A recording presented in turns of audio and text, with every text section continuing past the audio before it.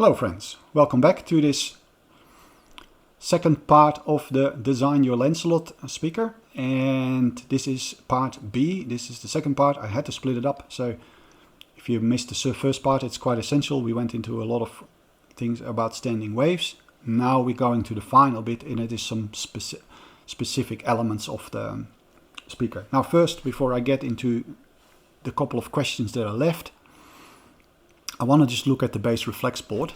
And if you know, we talked about the designing of the bass reflex board and putting that into the software.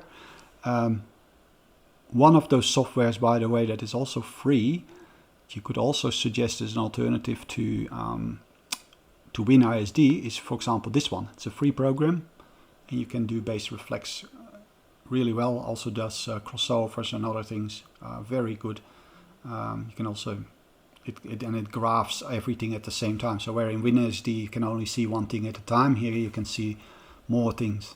So that's called Basta, and you find it on tolfan.com. It's freeware, luckily now, so it's easy to install. And it does beautiful graphs, phase, lots of options that you can do with your vent. Put the frequencies in. So very useful. Speaking of bass reflex, I just wanted to sort of show you that. So one of the things of the port design that I've got here is I'm using a slot port, but what I've done is that it I think allows frequencies. I can use it for frequencies between 18 and 30 Hertz, and why that is possible is because I over-dimensioned it. So when I have everything open in that slot port, it is tuned to about 30 Hertz. However, as you can see, I stuffed the port left and right, so now it's tuned to 18 Hertz. If I remove that, it's tuned to 22 Hertz. And the way I designed it is I have this insulation, which is a melamine foam. It absorbs the sound really well, but I just made it so that fits in really easily, and that way I have a very easy way. I can just easily cut this, and that way I can just stuff the port, and that allows you to tune it to your room or do the last bit. Because as Janos said, when you put it in the calculator, it's all well and nice, but it's always somewhere a little bit different. So leaving yourself open to be able to tune it easily with something that fits easily, that you have materials for, makes the job a lot easier. And also, if you would ever move house, you can just change these in there and adapt it to your room. So that will just give you a lot of flexibility. Now, I want to pick up answering Alan's questions about specifics of the design. So let's get into that. So Janos mentioned that he's got a unique benefit for mounting the woofer behind the baffle and effectively creating a tiny horn. Did you consider that? I did. But the thing you have to understand is, Janos, when he was designing that, and I'll try to find the video in where he explains how he builds up the SPL, so the sound pressure across the whole frequency range. He has a uniquely very refined, he's a very high level builder. And so he knew what he was trying to accomplish, and he put all these design elements in. So this supports certain frequencies by being a small horn. So he gets a little bit of a lift in a certain frequency range. Now when I calculated it, it is from 156, which is the quarter wavelength of the width, up until 312 Hertz, where it actually gets full support. So from that point on, he gets the lift, whatever that horn will do for him. So he's probably put it in extremely on purpose, for a specific purpose, frequency range, to have that lift. And I'm just not, when I was making the speaker, I just wanted to learn as much as possible. And so this was to me more for a prototype 3 or for the final build version of this speaker that I'm going to apply this. At the moment, I'm just at a level that I can do most of the things. I know the concepts, I can make the crossover, I have reasonably good hearing in being able to remember sound profiles, so I can take the sounds with me that I've heard in the past, and I know when things are wrong. So I have that as a guideline, and so I can do the whole design by myself without needing to follow a recipe, but I needed to learn a lot more and get that feedback from building it myself, and that's why I went the prototype route. That's the reason why I didn't do it, because it was just not yet needed. And I needed to learn about the horn and how it supports, and I didn't know the frequency response even, so whether it needs it. So I will do it, but at the moment it's indeed as you suggest, reasons of simplicity. I didn't know which gains I needed really. Now your next question is, what did you mean by build it like a guitar or violin?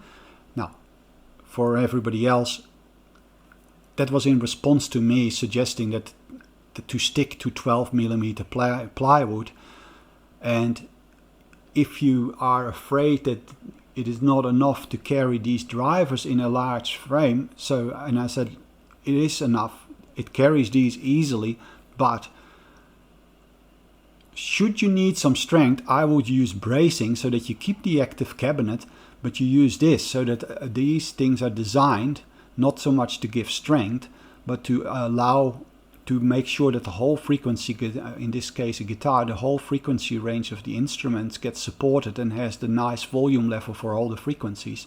So what it does is, this bracing adds strength, but allows a balance of frequency to still have the amplification effect of the enclosure of the guitar body.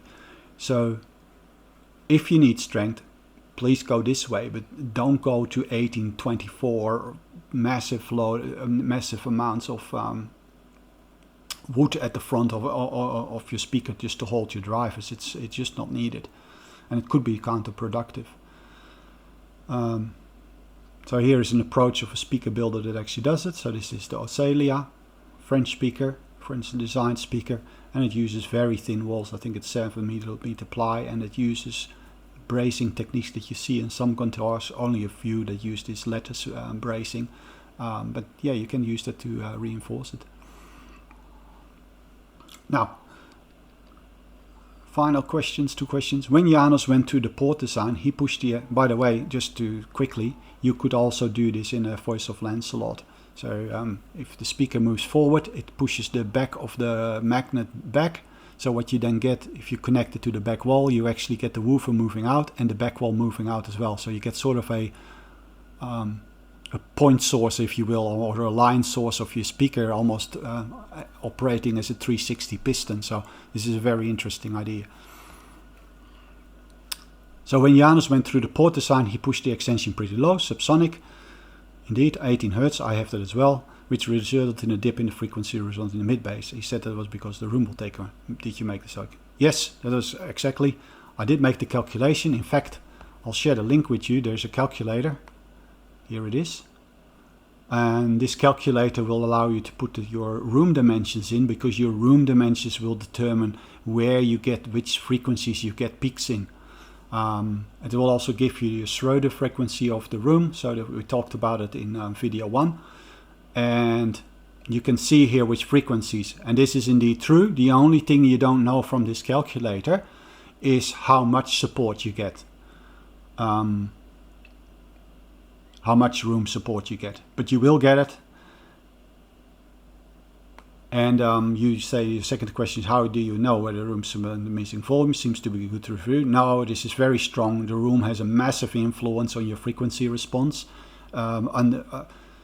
Anything in the lower regions, so that's the Schroeder's frequency to 4 times the Schroeder frequency. So for me it's 82 to 330 Hertz.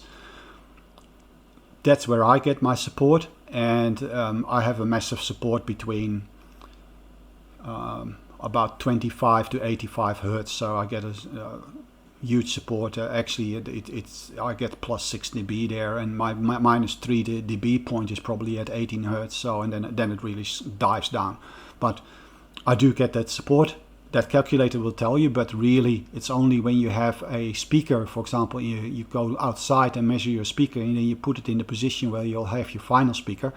You measure the frequency response again, you'll see how much the room adds to it. So that's your only real way of knowing, but that calculator will tell you a long time. So I'll put the link in the description.